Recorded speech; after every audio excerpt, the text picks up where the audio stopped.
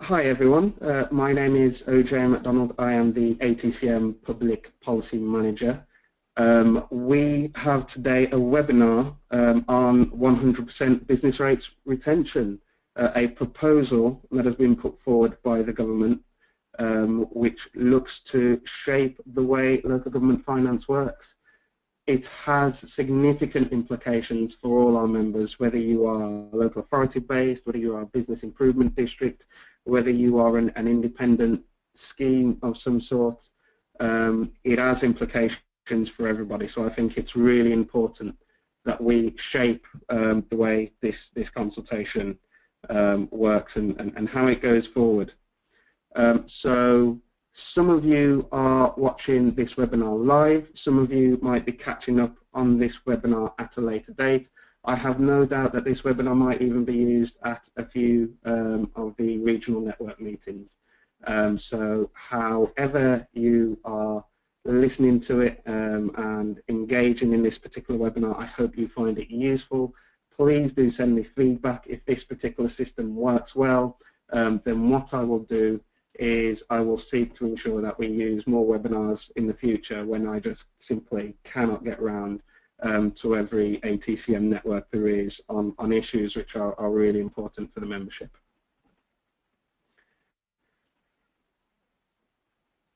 So this webinar will go through some of the technical detail of 100% business rates retention. Within the consultation paper that was published as of a few days ago, in there you will find the proposed recommendations we are putting forward to DCLG.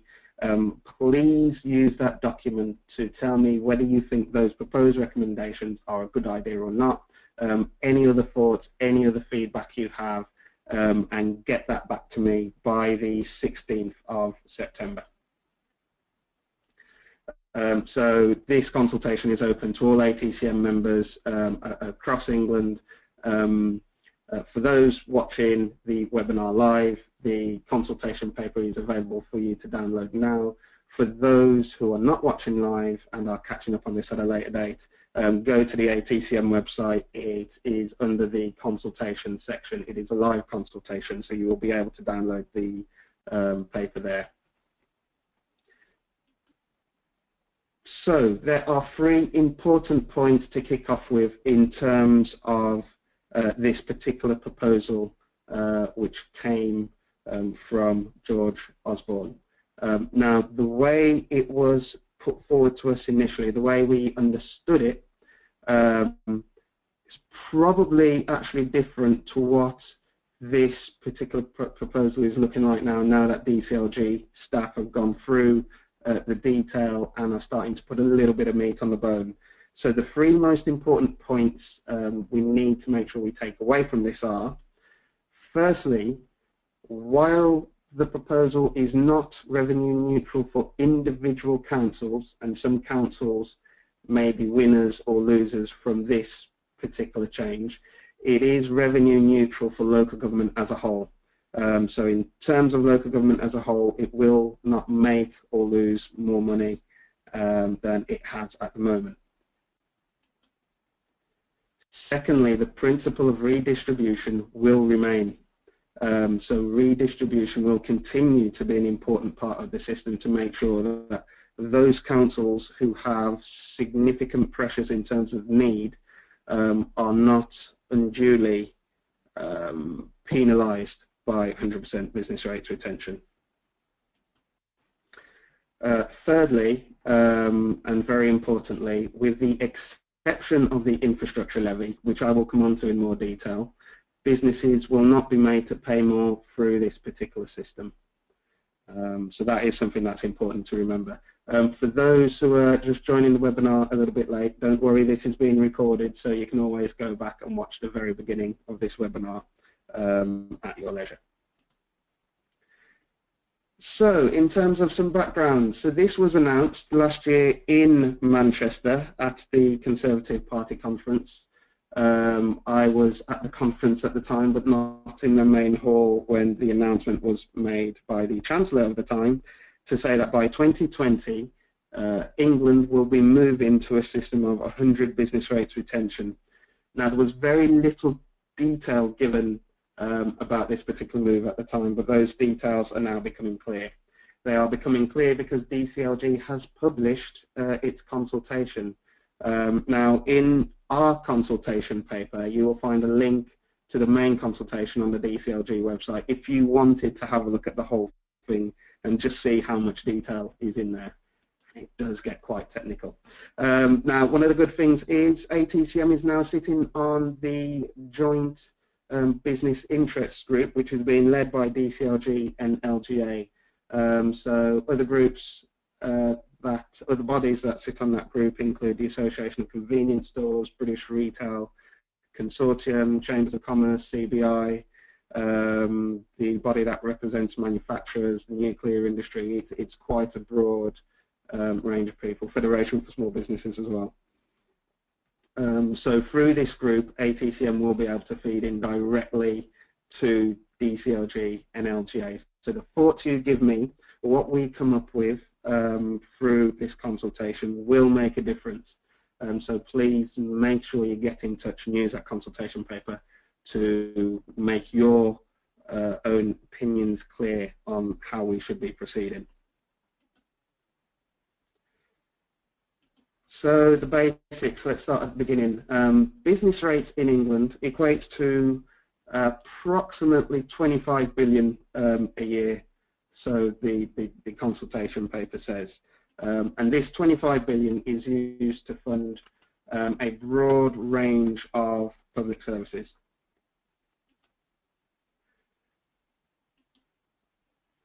So what happens, or at least what happened prior to the Local Government Finance Act in 2013, is that businesses would pay this 25 billion in whole to local government. The local government would give all of that tax revenue to central government, who would divvy it up and send it back to local government depending on the needs of that particular authority, who would then use that money to pay for public services, pretty much dictated by Whitehall.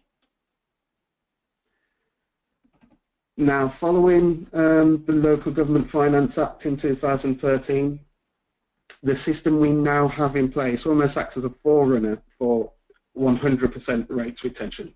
So that is, businesses pay 25 billion to local government still. However, now it is only 12.5 billion currently that is passed on to central government. The local government actually retains the other half of that money, the other 50%, and again, central government will give that money back to local government, and that will be used to pay for public services. So now central government only has control of about 50% of that budget to be able to dictate what and how public services are funded. So the move to 100% rates retention sees businesses give over 25 billion to local government. All of that money then will go directly on public services. Central government is effectively being cut out of the loop. You already get the sense that this is very much about the way finances, the way money actually circulates throughout from the private sector to the public sector and then throughout the public sector. It is about that circulation, and how that money circulates actually has quite a big impact in terms of the behaviours of different parts of local government. So it is about encouraging good behaviour. I think the reason why I am fairly happy with the principle of this idea is because we've seen a number of things happen recently, whether you agree with it or not agree with it, and maybe members will have different opinions here in terms of the cuts to the public sector, in particular local government, under a system whereby central government was taking 100% of that business rates income and then divvying it back up and sending it back out to local government. And there was very little incentive for individual councils to support their businesses. We have been seeing significant cuts to the functions of economic development and other supporting functions which support economic development, such as planning. and of course town centre management. And that for us has not been ideal because they're some of the functions you need to make sure we get back to something approaching genuine growth to help repair the finances. So for us that hasn't been ideal.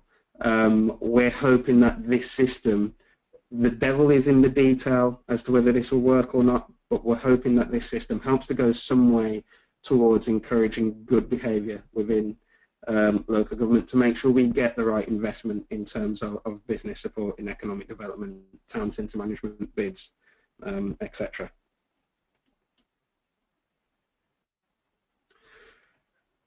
So on to the issue of revenue neutrality. So this will mean an increase of 12.5 billion to local government budgets. This will be directly offset by an increase in responsibility for funding certain services of 12.5 billion. So that is something DCLG is working on to make sure everything matches up. So this will be revenue neutral for local government. So the question is, what type of services are going to be devolved to local government to make sure that this matches up? So the consultation paper mentions a number of different services that local government could directly be involved in funding. Revenue grant support, rural services delivery grant, public health, improve better care fund, independent living fund, early years, youth justice, local council tax support, administration subsidy, housing benefits for pensioners, and attendance allowance. So those are the things that DCLG and LGA are currently looking at. Now, one of the things where it starts to get a little bit complicated is the fact that the government is talking about devolving very different things to different authorities depending on the makeup of that authority. And it's likely those areas with a combined authority mayor will get more powers and more flexibility than those areas without. And some of the additional things those mayors will be getting are things like investment funds, local growth fund, transport capital grants, and adult education budgets. And these are the type of issues where I start to become interested because these particular areas have a more direct impact on the business community. So it'd be interesting to see how this plays out. It has already been announced that the transport grant will be devolved to GLA. So this means effectively Transport for London will be funded through business rates retention. So for those members in London, there is now a more direct link between the work you do and the budget of Transport for London. So that's important to remember when you're engaging with TfL.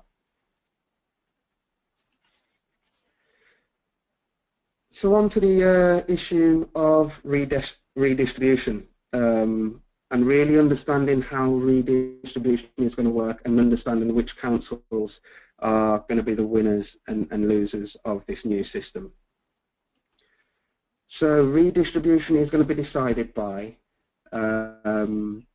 understanding what the income is of a council. So I assume they're going to take into account council tax, they're going to add to this business rates, and then simply subtract that by the need the council is under, the pressure on the public services, and that will give DCLG an idea of the surplus or shortfall that each individual local council is going to face. Now, the thing to remember about this is that when it comes to surplus or shortfall, to understand which councils are going to get more money or less money to make sure the system is balanced and everybody gets a fair share, you have to remember that this is relative in comparison to other councils. So actually, it might be that your council faces a small shortfall when you try and match up its income against the pressure on public services. That could well be the case. However, that doesn't mean you're necessarily going to get more money to help prevent that shortfall from having an impact on your budget. If other councils have a bigger shortfall, then it could mean you end up losing money to subsidise them. That's the problem with the issue of relativity. And I will come back to that in more detail when we talk about business rates revaluation and how that impacts on this system. So this is how I assume it's going to work. The consultation that DCLG has published doesn't go into too much detail about this, but this is my assumption. So how is need and pressure on public services going to be decided? Well, DCLG is actually consulting on this in its fair funding review. It already has a system for understanding how need is assessed. However, this does need to be updated. So that consultation is out at the moment, and more details on that are available within the consultation paper that you can take a look at. And so here's the big question, because this is where the system is always going to struggle, because these two things are unfortunately polar opposites, and it's very difficult to find a right balance between the two. We absolutely need to incentivize growth. We need to incentivize local authorities to support its business environment, its local business community. However, incentivizing growth and allowing councils to keep what they make through business rates is at odds with the principle of redistribution. And what we don't want to do, of course, is to create a system where those councils that struggle in terms of economic activity and do have high pressure on public services are only going to find themselves even more out of pocket, more unable to do the things that they need to in order to sustain some sort of vibrancy in their area or to undertake the regeneration that's needed. So there is a big question here about incentivizing growth versus redistribution. So DCLG suggests that it will set baselines for each individual council based on what that council expects to make through its business rates. So basically, if a council is expected to make, I don't know, 50 million a year from business rates, then DCLG will set that at its baseline. If the council cannot achieve that 50 million in income in business rates for whatever reason, then that council will bear the cost if that income falls short, falls below that baseline.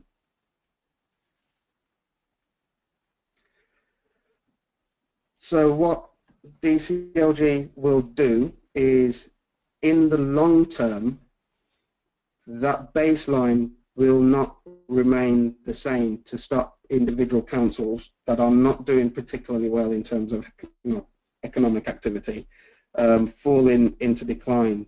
It will reset those baselines periodically based on changes in its particular area relative to changes in other local authorities.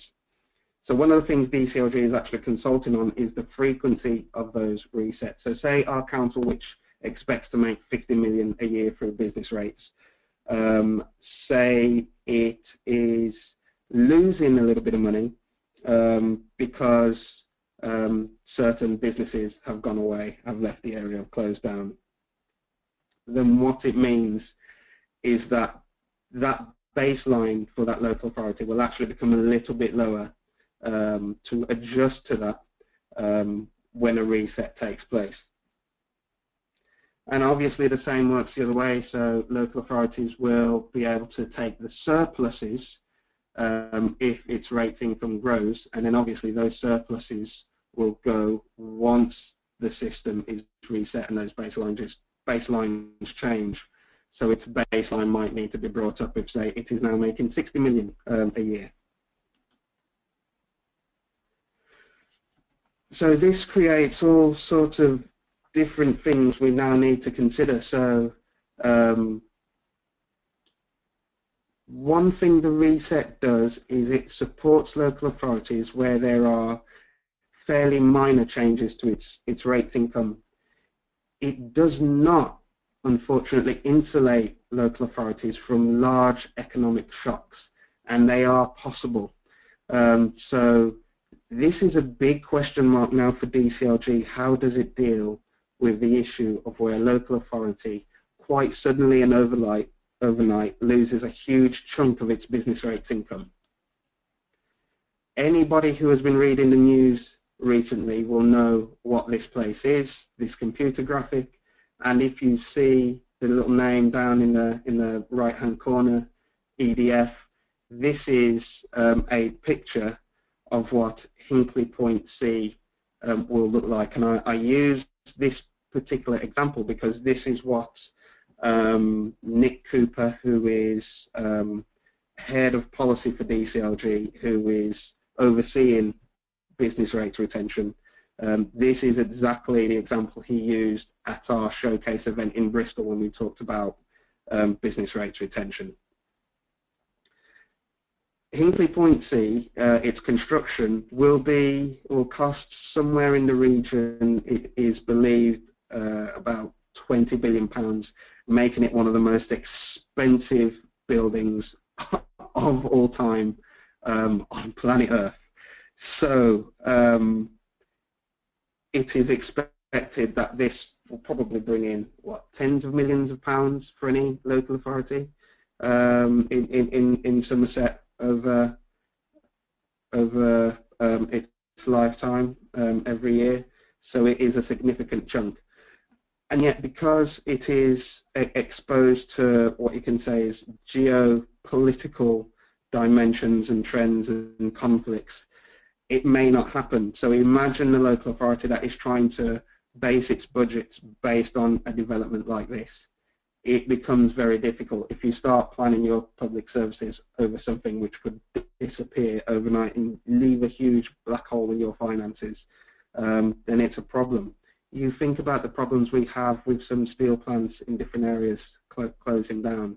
The chunk of money that local authorities will lose unless they get some level of protection is quite frightening. So there has to be some additional level of protection for those areas which do suffer quite a sharp decline in terms of their rates income.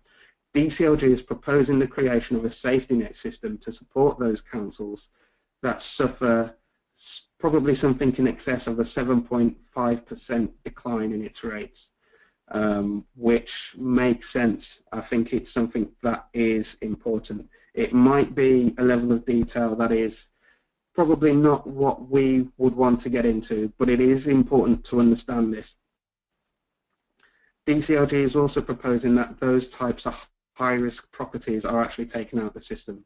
So this, I think, has a double impact. So say if you had a steel plant or an airport or some other big rates income generator within your area, and that place was thinking of expanding, then it's likely that that council would not feel the benefits of that expansion and not get the surpluses from it. At the same time, the local authority wouldn't also be exposed to the drop in rates if that particular area was to close or relocate. So that is something DCLG is looking at. So then what about the issue of revenue raising powers for local authorities? It's important to note that this particular proposal gives no additional powers for rates to be increased by local authorities. What local authorities will be given is the power to reduce the multiplier at its own cost. Now, this will work alongside the discretionary rate relief, which is already available, which I think one or two members have used really well. And if anybody wants a good case study of how you can use discretionary rate relief to target specific properties, then I do encourage you to talk to Mark Foxley from Rochdale, who's given us an excellent case study. So in terms of the discretionary rate relief, that targets specific properties where you might want to support new businesses coming in. In terms of the reduction of the multiplier, that effectively cuts the tax rate for all businesses within that local billing authority. So that gives a discount for all businesses. So that's quite different. The one person who can increase revenue is the combined authority mayor, who can do so by, I think it's going to be capped at 2 pence in the pound for new infrastructure. So I'm going to actually know the next slide will explain a bit more about this infrastructure levy. So this was actually talked about at great length within the DCLG LGA business interest group I attended, and it was almost unanimous around the table in terms of the feelings people had about this particular infrastructure levy. The way it will work is that the mayor can suggest an increase in rates for infrastructure in his area, in his or her area.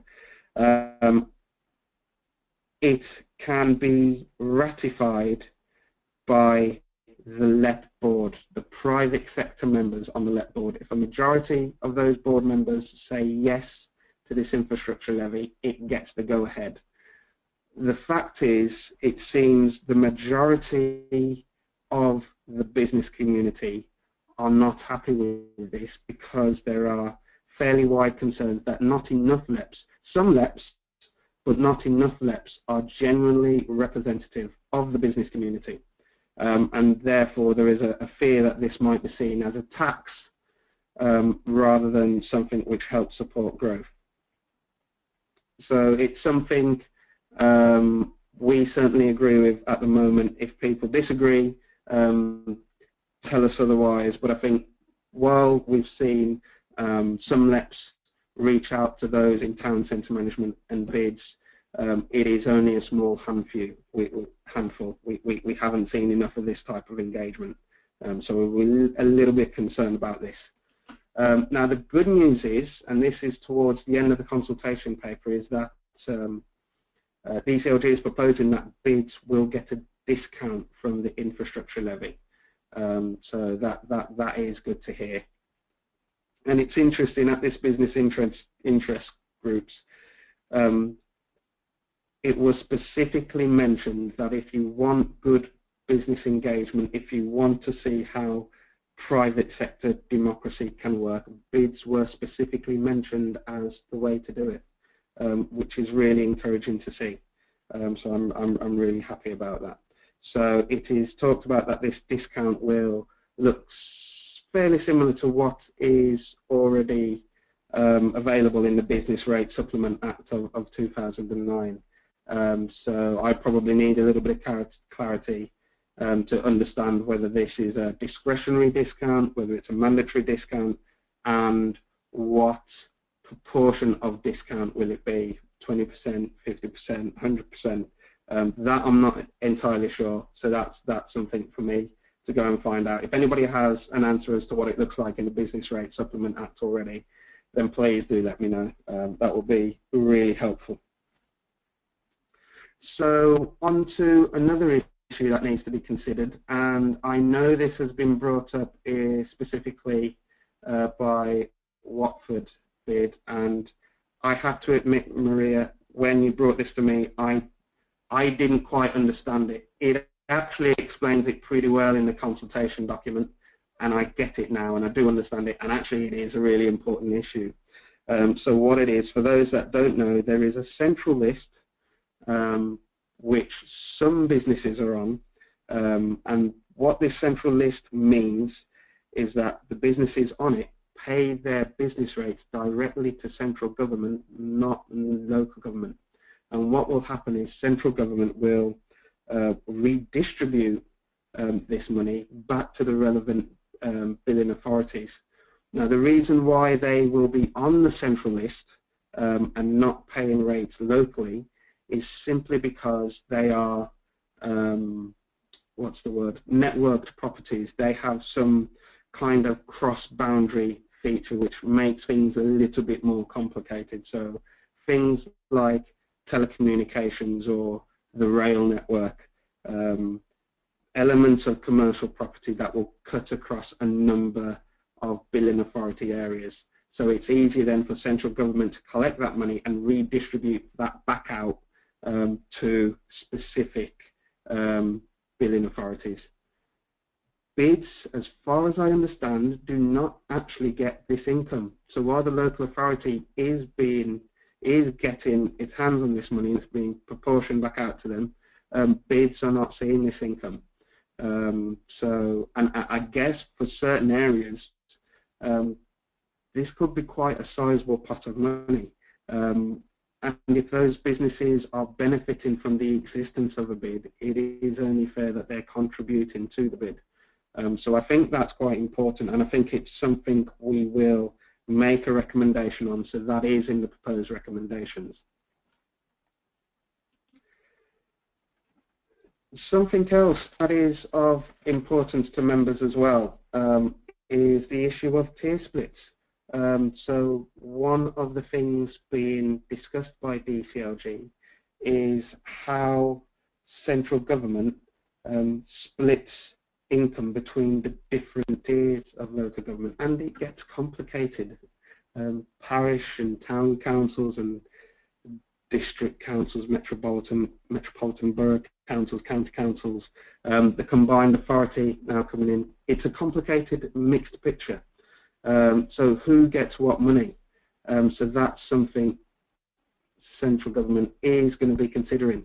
Now, what it looks like it is proposing is that central government will actually dictate the tier splits for different areas, with the exception of where there are combined authority mayors. It will be those mayors that will be given responsibility for deciding tier splits. So I think that's something which is really important to understand.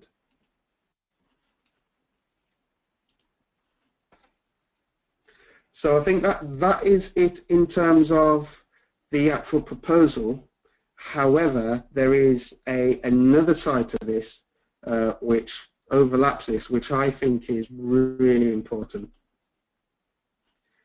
So I'm going to give you my assessment on this particular bit, and that is the structural flaws in the system, which really do make a difference to the revaluation. So we know that 100% business rates retention is going to be about how money circulates within the public sector, and isn't necessarily about changing the amount businesses pay. The revaluation is very much different and does have a big impact on how much businesses pay. So how does that overlap with the issue of retention? So it's sort of retention versus revaluation, if you like. Now, for me, this is the big concern. This is the big concern for businesses. It's the big concern for local government. The fact that we are pushing ahead with reform of the local government finance structure system without considering some of the structural flaws we have in the system. So to start at the beginning, we need to understand how the revaluation works. And effectively, business rates is revenue neutral, so the Treasury collects the same in real terms every year. And what the revaluation does is it effectively asks businesses with better rental values to pay more to subsidise those businesses with lower rental values. So just a very quick, crude example. For example, if properties in the south of a nation see a 10% rise in rental values, properties in the north of a nation see a 10% fall, then what will happen is when the revaluation comes into play, the tax liability will shift, so the businesses in the south pay 10% more following a revaluation, while the properties in the north pay about 10% less, approximately. What happens is the government collects exactly the same amount in terms of revenue, and everybody's happy. So the story goes. Now there is a big issue here. So people have noticed this system not working in the past few years, and some have blamed it on the recession. But it's okay because the recession is cyclical, so once we get back to growth, the system will correct itself and businesses will start to pay a fair amount in terms of business rates. That is absolutely not the case. The system is not correcting itself. Some people say it's the length of time between the revaluations, which means the system is out of kilter with genuine economic performance. And I know a lot of businesses across the Midlands and the North are particularly vocal about it because they have seen sharp declines in terms of the value of their property, and yet business rate hasn't changed to reflect that. It's not the revaluation that is the problem either. It is the issues of revenue neutrality and the revolution, the digital revolution. They're the real core problems within this system. And I will explain why. The reason is we are not taxing real economic performance anymore. We are taking money from businesses which can't necessarily afford to pay that money. Basically, the way this system works was fair about 30 years ago. You could shift liability between different property-based businesses, and there wasn't much of a problem. If you wanted to be involved in the economy, if you wanted to trade, if you wanted to build, if you wanted to store goods in a warehouse, then you more than likely needed property. You had to pay business rates. It was difficult then to distort the system through a business rates tax, a property-based tax. That isn't possible anymore because we have the digital economy, which creates an alternative channel for trade and business. All of a sudden now a revenue neutral system is actually hugely distortive, and it is driving people away from property-based businesses.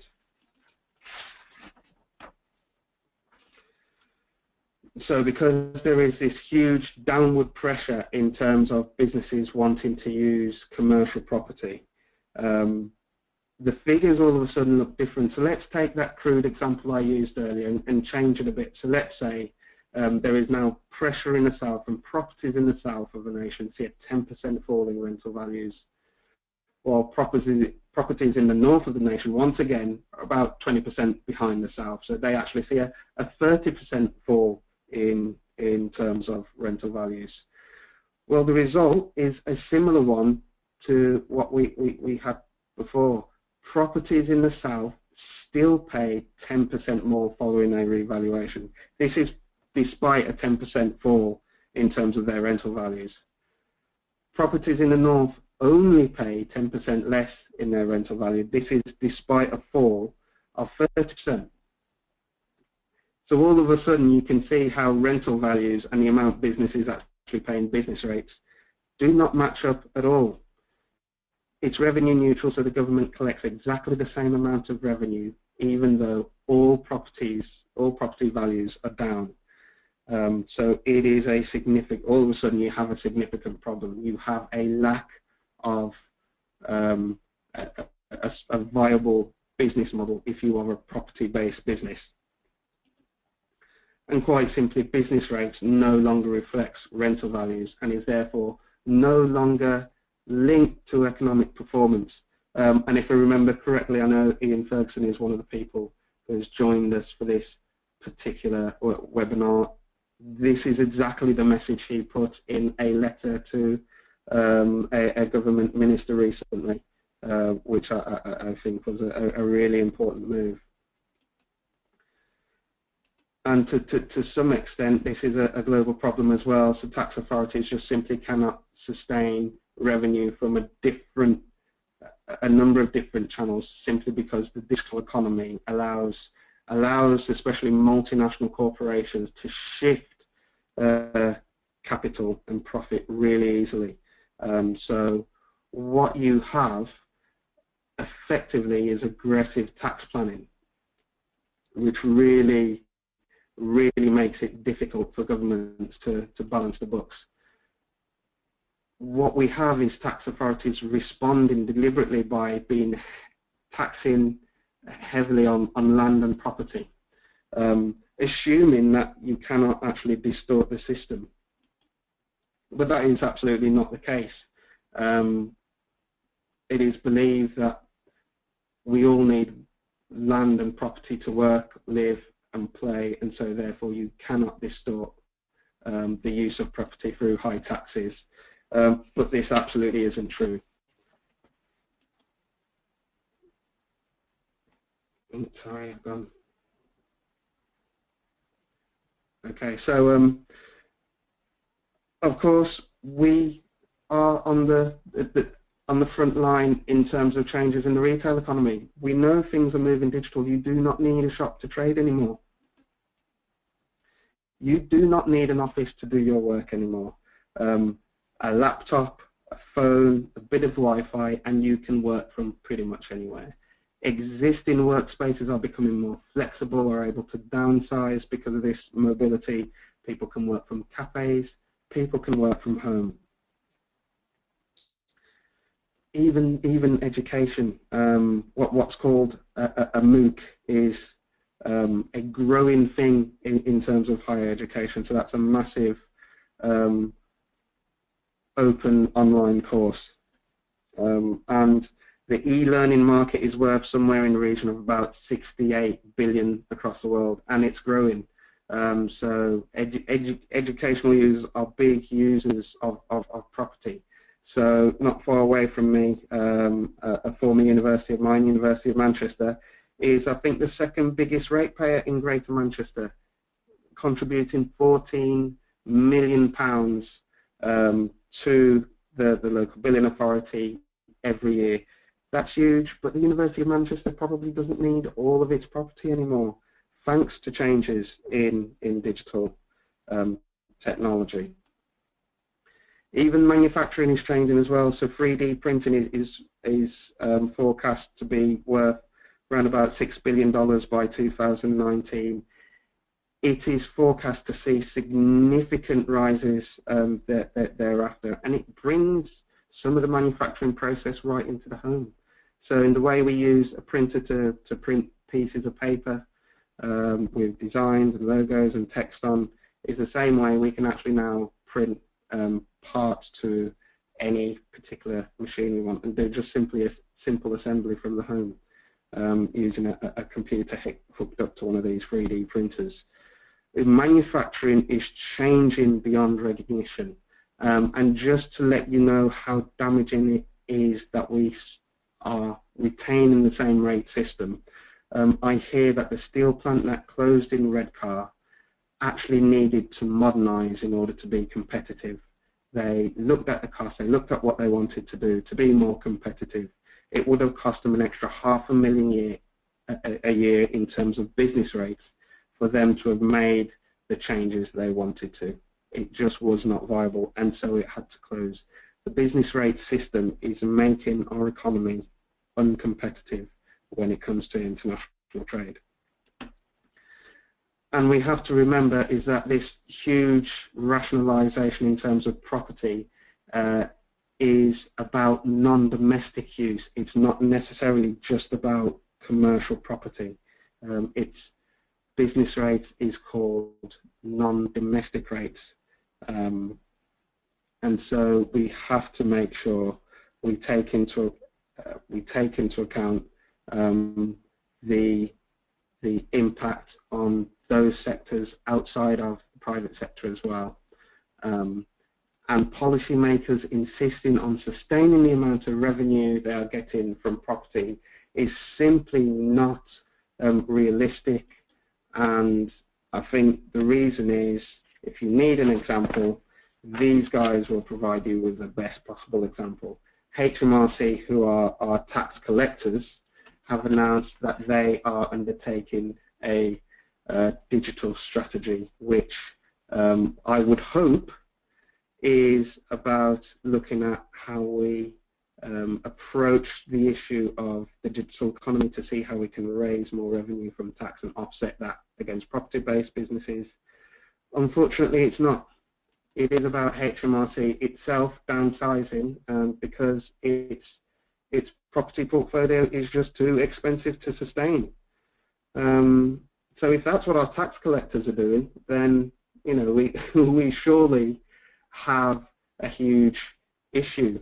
If property is too expensive for HMRC and they are cutting thousands of jobs as a result, then there is something that needs to be looked at with regards to the structure of the system. So it's quite disappointing that that is not being dealt with. And I think it's my theory that while 100% business rates retention is good because it gives local government an incentive to invest again in local economic development, what it also does is it transfers almost all of the risk from an increasingly unstable tax from central government to local government. So really it's almost buyer beware. There are some serious issues local government might need to deal with this tax in the future, and I think it's important that we continue to press home the message that we need more fundamental tax reform in order to make sure we have a sustainable system which can continue to fund our public services in the long term. So with all that in mind, let's move on to the proposed recommendations that we have come up with. And I encourage you all to use the consultation paper to let me know what you think about each one of these recommendations. So first things first, I think a nice simple one I hope we can all agree on, and that is that local government must use this new system as an opportunity to protect the revenue for public services through advanced business support. That is through the lens, through the vehicle that is town and city centre management and business improvement districts. Whatever form town centre management comes in, whether it is business improvement districts, whether it is an in-house function within the council, whether it's a different type of partnership conception, informal or formal, town centre management is the way to go. We have to recognise the town centre as the key location where the majority of our economic activity takes place, and make sure we can support them with the right infrastructure investment and business support. So that is recommendation number one. Number two is for us to rethink business engagement around the infrastructure levy. For me, that is critical. There seems to be enough of a critical mass of organisations out there that are concerned that in terms of the governance structures of LEPs, it is not at the moment at a stage where most people have confidence in them, especially in the business community. If these things are meant to be led by the private sector, then let's see what we can do to reform, reshape those governance structures, and not to push ahead with an infrastructure levy that a number of businesses might actually not support because it does nothing for their bottom line, only asks them to pay more for something which has no impact on them. Not like a bid where you can quite clearly demonstrate what the value of that bid is to its levy payers.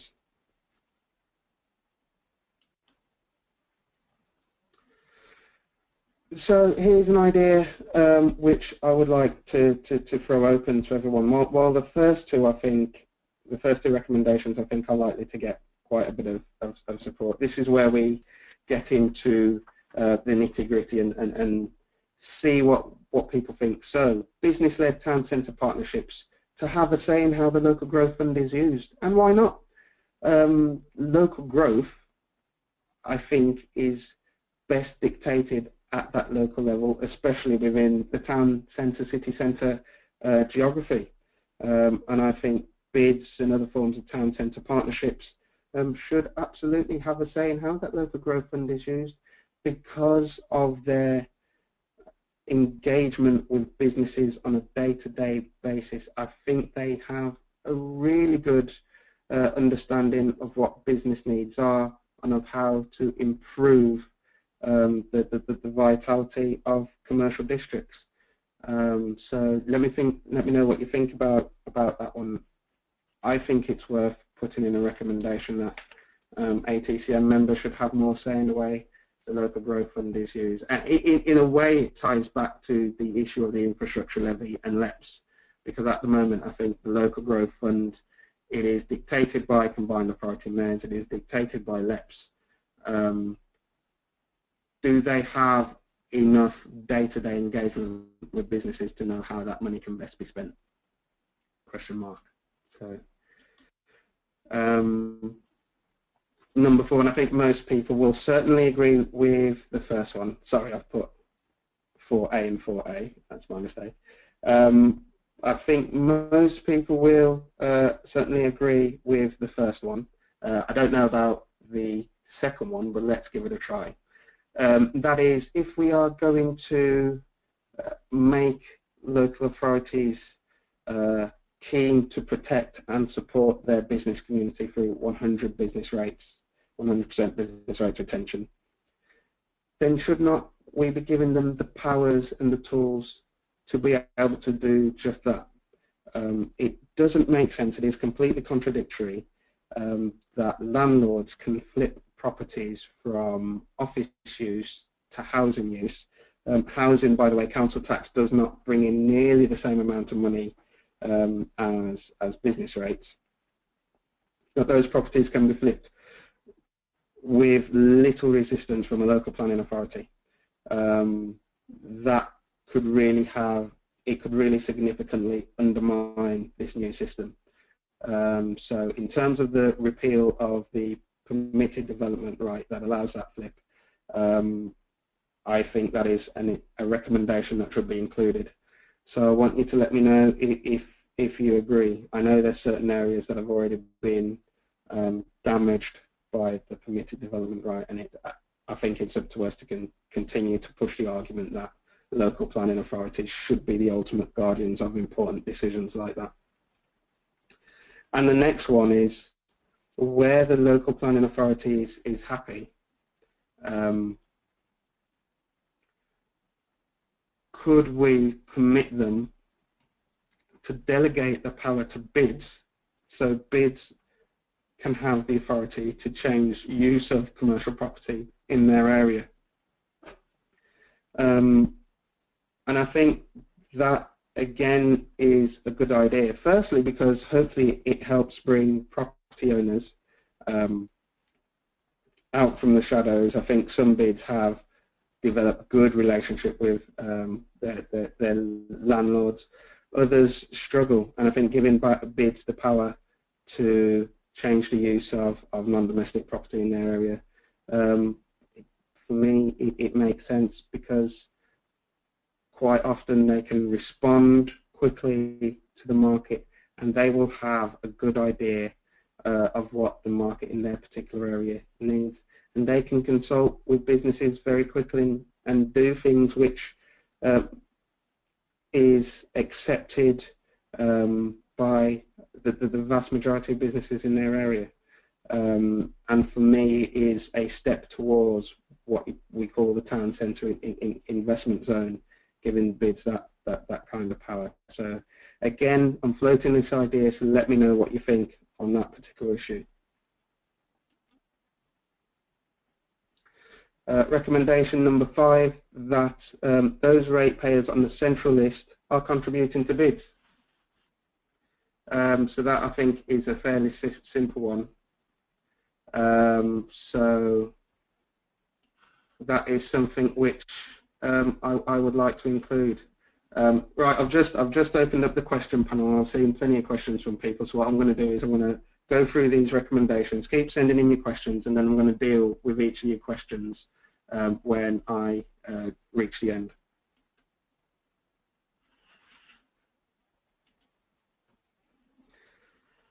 Now, in terms of the issue of risk, so remember I talked about the fact that DCLG is looking at making sure there is a safety net system in place for local authorities, for those that see their rates income decline by a significant amount. There is an issue of how do we manage that? Do we have a sort of top-ups and tariff system which is nationwide, or do we have something which is more regionally based, so like Greater London, Greater Manchester, Greater Birmingham, whatever it may be, looking at that regional scale sort of safety net system and manage the risk and reward at that regional level. And for me, that makes more sense, because when you regionalise it, then the decisions made by one local authority will indeed impact the economic activity in a neighbouring local authority. If the system is regionalised, then what you do is you're not breaking the link, that incentive to make sure you have a healthy region, rather than a local authority just go heavy on big, maybe inward investment, maybe build the big shiny new shopping centre that only displaces trade from one neighbouring authority to another neighbouring authority. This system, for me, seems to only work if you have it at a regional level, whereby you have better regional coordination. Recommendation 7, yes, bids should have a discount from the infrastructure levy. Fairly simple, that one. Moving on to number 8. And this is something we are keen on, is that local councils should be included in tier splits. So what we are doing is we are joining with the National Association of Local Councils in the call for local councils to get 5% of rates income from their businesses, the businesses in their area. I myself live in a town where there is a really good town council in place that does a lot to support its businesses, and for me it's only right that that council should not only be incentivized to do more, but also have the resources from the good work it's done. Some of the work in terms of planning and public realm and business support it has done is excellent, and I'm told increasingly that there are other local councils out there who really are on the front line of supporting the businesses in their area. They are increasingly professional, so I think the move to 5% retention for local councils is an important one. This one is a late addition, and that is that for me, there are still far too many policymakers, and this starts at central government level, that are making huge decisions based on gut instinct. And what we need is a far more evidence-led approach to make sure we get good economic development. And so it is for central government to support and coordinate the better use of data with local government, so the decisions we make are based on measured, not just opinions, but based more on facts and evidence and data. So I think that's something for me which is really important. It's always been important in our game.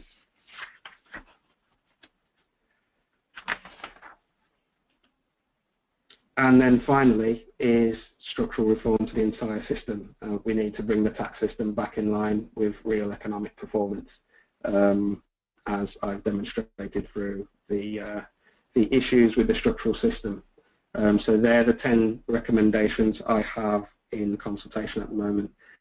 There are emerging issues around the way retail markets are assessed as well. So it looks like outdoor markets will become rateable, but how they're assessed is going to change, and it looks like it could have a damaging impact on outdoor markets. So that's something I'll be looking into with NABMA, which is the National Association of British Market Authorities. So there might be recommendations coming on that. So if you have anything to say on markets, again, let me know in the consultation. So I'm just going to go to these questions and take a look at some of the things that have been asked.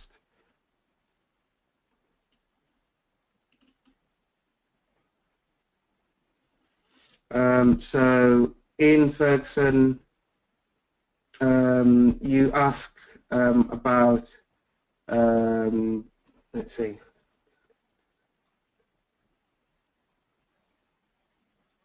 Oh yeah, so that was 100% rates retention. If there is a shortfall at local levels, where does the money come from? And basically that money will come from other local authorities.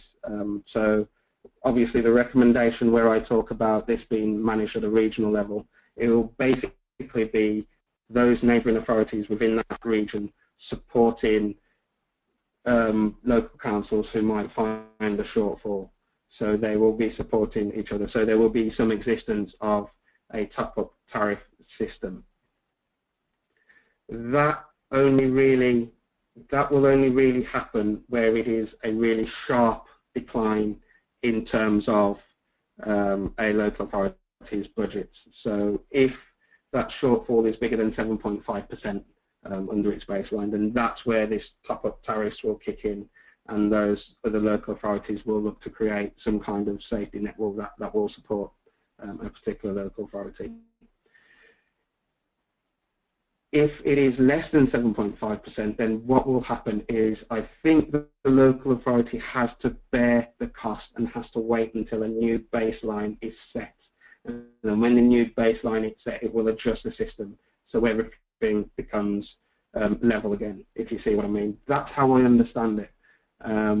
So I'm happy to talk to you in more detail if you need more information. And to be fair, I think more clarity is needed, but that's how I understand it at the moment. And this could change because I think some of these elements are open to discussion from DCLG. So, Simon, you ask about the central list and the areas which have central lists. I was actually going to ask you a question on central list because basically I don't know about the areas which have businesses which are contributing their money towards a central list. I know Watford have come forward, I think because of BT, which is something I want to explore. The reason, Simon, I was going to ask you a question on this is because I wanted to know with Euston Town what happens with the train station. And this is a question, I guess, for a lot of bids because there are a number of towns that will have a train station. So how much does Network Rail actually contribute to bids? Because obviously Network Rail, part of its property will be nationally networked property. So is it that all elements of the train station and the train lines are contributing to those bids? Is it just the train station, the concourse, and the shops itself that contribute to its bids, but the train line, the actual railway network doesn't? Is there absolutely no contribution from a Network Rail to the bid at all? And that's something I'd like to find out. So please do let me know if anybody has an answer to this about how much Network Rail contributes to your local bid, because it will help me. It will give me a starting point in terms of figuring out exactly what contribution is and isn't being made. Right, so Simon has just responded saying the station occupiers and Network Rail do pay, and they have offices nearby.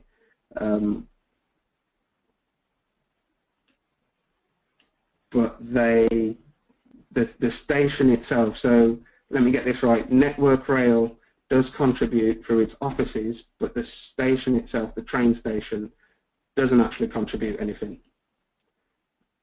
And that's confirmed. Okay, because that's quite important, because if you think about a number of train stations, especially the ones in the bigger cities, they are huge. They are significant in terms of the amount of money they make through rates.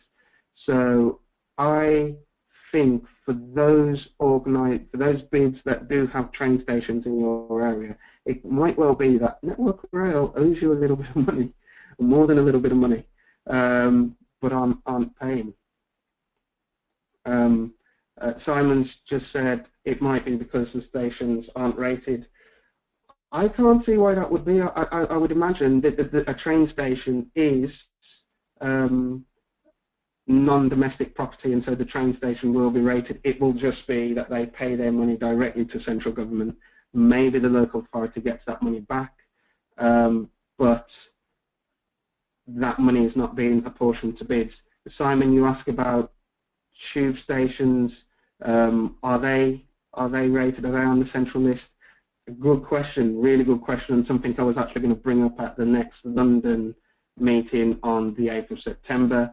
That is something we need to find out, because it could well be that that money should be going to bids if those tube stations are rated, but TfL isn't actually passing that money on to nice message, Simon. TfL isn't actually passing that money onto its bids, so there could be a sizable pot there for some bids. Oh, thanks. Ian Ferguson says that some of the stations on the central list include Luton and Colwyn Bay. So that is useful information. Let me have a look at some of the other questions.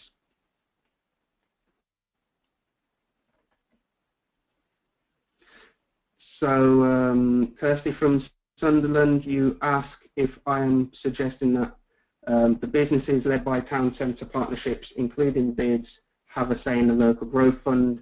That is absolutely what I'm suggesting. I think the issue with it is effectively the dream of central government that our economic development is led by businesses. Now, for that to work properly, you need proper business engagement. You need this to be led by bodies which are genuinely private sector led. Some LEPs, you can say, have good engagement with their local business community. Some LEPs don't. That is the simple fact of it. So I can't see why a bid shouldn't have more of a say in its local growth fund. And I actually think some bids across the country are involved in their local growth fund and having a say in how it's spent and applying for money. I can't remember what examples I came across. I think it was in the east of England where a bid was quite active in getting local growth fund money and using that on certain infrastructure and economic development. You guys are ahead of the game in terms of local economic development. You might be surprised by some of the respect you get from outside the industry, from those who understand the importance of town centre management and bids. It just makes sense that you guys have a say in the local growth fund because of your engagement with the private sector. You will have a better understanding of most on how you can use that money to get the very most out of your commercial district and make sure you can support those businesses going forward. And I think local authorities have to understand how important that is if they want to protect their revenue for public services.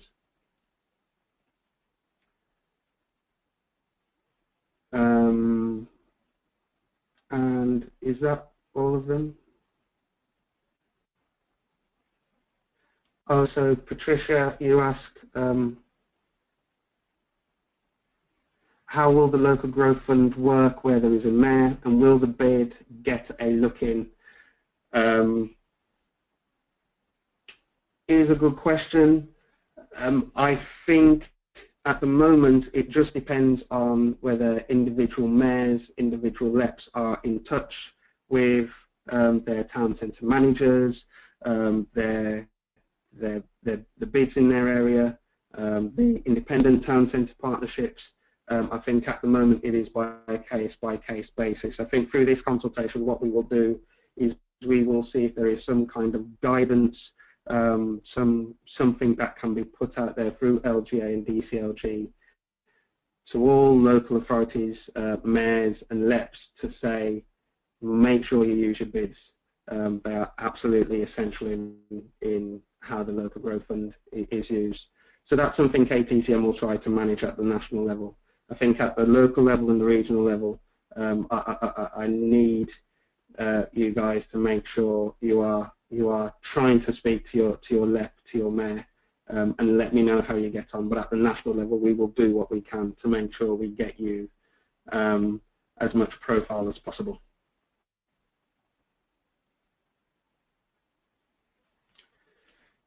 So a couple of comments coming in. So Kirsty from Sunderland says, you agree with that and find it difficult to understand why more bids aren't represented on LEPs.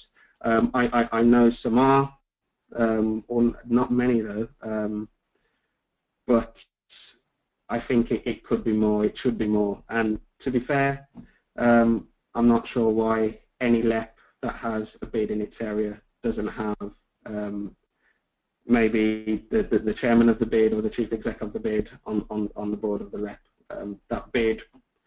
The bid is genuinely private sector led, so it doesn't make sense to me why more bids aren't represented on LEPs. Simon makes the point that we need to get better in terms of our lobbying efforts and making sure we are making our LEPs aware of how important bids are. And I do agree with that. There is more to be done. There is absolutely more to be done in terms of pulling the right levers, especially in areas where there are a number of LEPs sitting under, a number of bids sitting under one LEP. I guess it's about having that level of coordination in order to make sure those bids can get the representation they need. So that's something, again, we will try to do at the national level and look at making sure those bids have a higher profile. So unless there's any more questions coming in at the moment, I think that is it. Finally, I have to say, any other recommendations that I haven't put in, please make it be known through the consultation paper, and make sure you send that in to me. There's my email address. It's repeated again in the consultation paper. The consultation paper is available on our website to download, and obviously if there's any other queries you have, just let me know. If you're watching the webinar live, again, it's there to download for you. I've only just checked the time for the first time, and would you believe, bang on 3:15 we are finishing. So great day to all. I hope this has been useful. Send me your feedback. If this has worked as a way to communicate a topic that is potentially very tricky and very complicated, then let me know, because I can repeat it again for other issues of high importance where I just can't get round to meet you guys face to face. So thank you very much. I hope to speak to you all again soon. Thank you. Bye.